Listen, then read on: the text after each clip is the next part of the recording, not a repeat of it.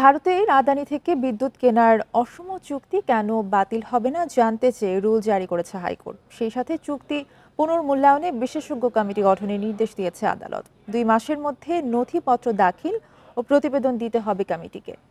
মঙ্গলবার হাইকোর্টের একটি দ্বৈত বেঞ্চ এই নির্দেশ দেয়।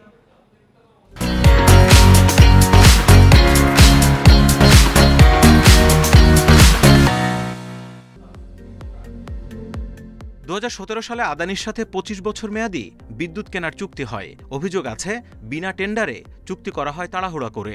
এরই মধ্যে ঝাড়খণ্ডের গড্ডায় 1600 মেগাওয়াট বিদ্যুৎ কেন্দ্র করে বাংলাদেশে সরবরাহ করছে আদানি। কিন্তু এই চুক্তিকে স্বার্থবিরোধী বলছেন বিশ্লেষকেরা। হাইকোর্টের শুনানিতেও নানা অনিয়ম তুলে ধরেন রিটকারী আইনজীবী।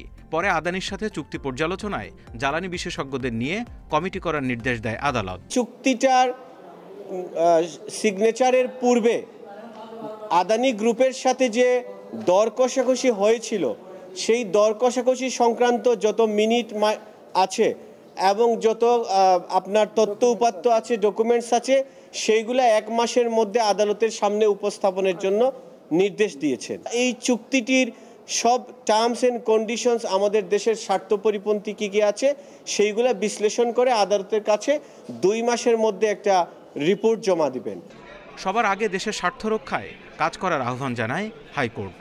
আদালত এও বলেছেন, আমরা প্রতিবেশীর স্বার্থে সমতা এবং ন্যায্যতার ভিত্তিতে সুষম এবং ভালো সম্পর্ক চাই। বাংলাদেশ অ্যারাউন্ড $30 বিলিয়ন সেভ করবে যদি এই চুক্তিটাকে রিভিউ করা হয় কিংবা এই চুক্তি থেকে বের হয়ে আসা হয়।